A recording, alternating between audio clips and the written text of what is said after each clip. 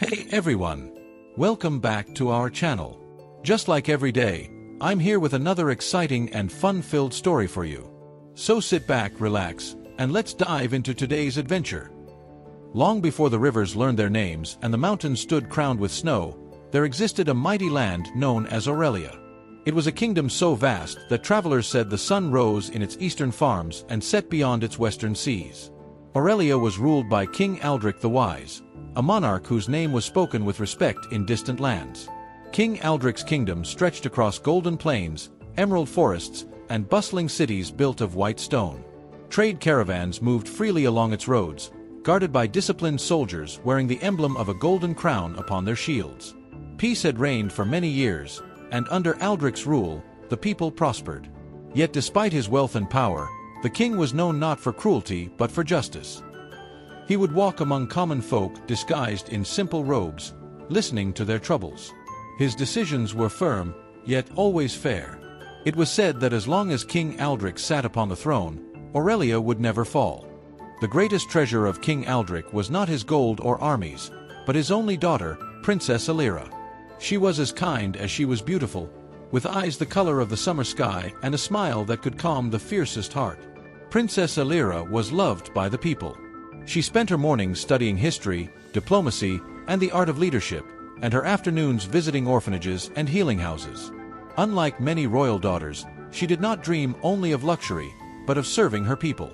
The king often said, "One day, Alira, you will rule not by fear, but by love." Though many princes from foreign lands sought her hand, King Aldrich refused them all. He believed that her destiny would be decided not by politics, but by honor and fate. Beyond Aurelia's eastern border lay the kingdom of Dravrin, ruled by Raj King Malvek, a man driven by ambition and hunger for power. While Aurelia thrived in peace, Dravrin grew restless. Malvek envied Aurelia's fertile lands and prosperous cities. His spies whispered of King Aldrich's aging strength and of a kingdom untested by war for decades. Slowly, Dravrin began to gather its armies. Border villages were attacked without warning. Crops were burned, and messengers returned with grim news. The shadow of war crept closer each day. When King Aldrich received the final report, he closed his eyes and sighed. "So peace has ended," he said softly. The first battle erupted at the Eastern Pass, where Aurelia's soldiers met Dravrin's forces. Steel clashed against steel, and the ground ran red with blood. Though Aurelia's army fought bravely, they were pushed back. Dravrin's generals were ruthless and clever, using ambushes and overwhelming numbers. News of defeat spread fear throughout the kingdom. Princess Alira watched wounded soldiers return to the capital. That night, she knelt in prayer, asking for strength for her people and for a hero to rise. King Aldrich summoned his council. Many lords argued, some demanded surrender, others cried for total war. Amid the chaos, one name was spoken again and again: Sir Calin. Sir Calin was a young but legendary general, born of humble origins. Through skill, loyalty, and courage, he had risen to become the kingdom's greatest Sapazaler, commander. When Calin entered the hall, his armor scarred from past battles, the king stood. "Aurelia's fate now rests upon your sword," Aldrich declared. Calin knelt. "I will fight until my last breath."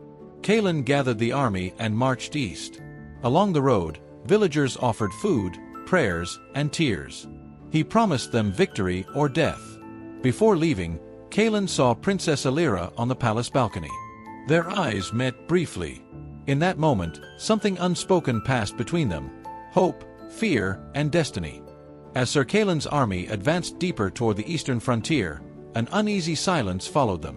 Scouts reported strange movements: villages abandoned, roads too quiet, forests unnaturally still. Calin's instincts warned him that something was wrong.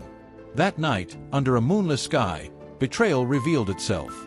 Lord Veyron, a noble sworn to King Aldrich, secretly allied with Dravrin. He sent false intelligence, leading a portion of Aurelia's forces into a narrow valley. There, Dravrin's troops lay in ambush. The attack was sudden and brutal. Arrows rained from the cliffs, and heavy cavalry charged from both ends. Many brave soldiers fell before they could even raise their shields. When Calin arrived with reinforcements, the damage was done. He fought like a storm, cutting through enemies and rescuing survivors. By dawn, the ambush was broken, but at a terrible cost. Kaelin stood among the fallen and swore an oath. This war will end not just with victory, but with justice.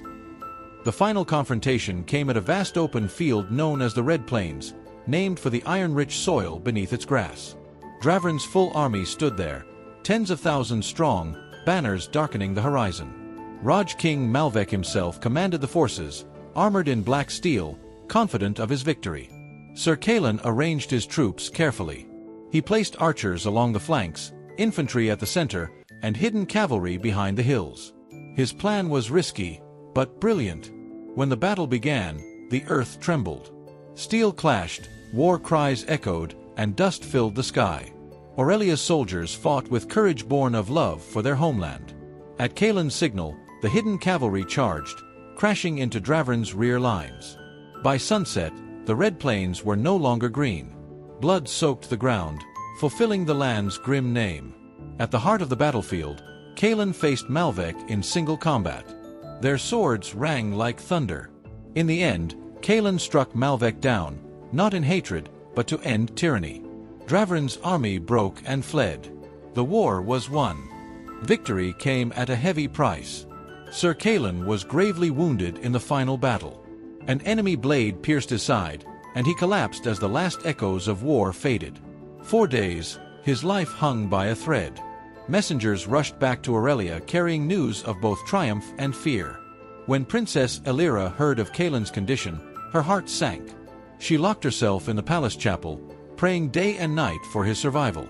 King Aldric, though proud of the victory, felt the weight of every life lost. A true king, he said, counts his victories in peace, not blood. Meanwhile, Draven, leaderless and broken, sent envoys begging for mercy. Against all odds, Sir Kaelin survived. When he finally opened his eyes, he saw the banners of Aurelia fluttering above him. The army erupted in cheers. Hope returned like sunlight after a storm. Kaelin ordered the wounded to be treated first, refusing comfort until others were safe. His honor spread his legend even further. Back in the capital, church bells rang when news arrived of his recovery. Princess Elira smiled through tears, the first true smile she had known since the war began. King Aldric declared a day of remembrance for the fallen and a promise of peace for the future. Unseen by all, fate was already weaving the final threads that would bind the hero and the princess together. Sir Kaelin's journey back to Aurelia was slow but triumphant. Though his wounds were still healing, he refused a carriage and chose to ride among his soldiers. Villagers lined the roads, throwing flowers, cheering his name, and thanking the army that had saved their homeland. Children ran beside the horses, pretending to swing swords like Kaelin. Elders bowed with tears in their eyes. For the first time in many years, the people felt truly safe. When the capital's white towers finally came into view, horns sounded from the city walls. The gates opened wide, and King Aldric himself stepped forward to welcome the hero. "My kingdom stands because of you," the king said, placing his hand on Kaelin's shoulder. Kaelin knelt. "I fought for Aurelia, and for its future." From the balcony above, Princess Elira watched quietly. Seeing Kaelin alive, standing proud despite his scars, filled her heart with emotions she could no longer hide. As peace returned, Sir Kaelin was invited to remain in the palace while he recovered. Day by day, he and Princess Elira crossed paths in the gardens, the libraries, and the halls of learning. Their conversations began formally, about the war, the people, and the future of the kingdom. But soon, they spoke of dreams, fears, and hopes beyond duty. Elira admired Kaelin's humility.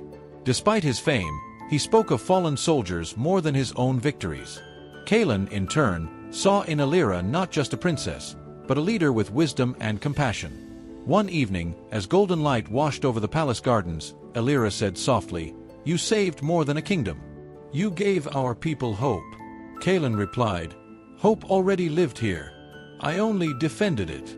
In that moment, their bond was sealed, not by command or crown, but by understanding. Whispers soon spread through the court. Nobles watched closely as Kaelin and Elira walked together, their respect for one another clear. King Aldric called Kaelin to the throne room. "You were born without a title," the king said, "but you earned one greater than gold, honor." Tell me, Sir Kalen, what do you desire? Kalen paused,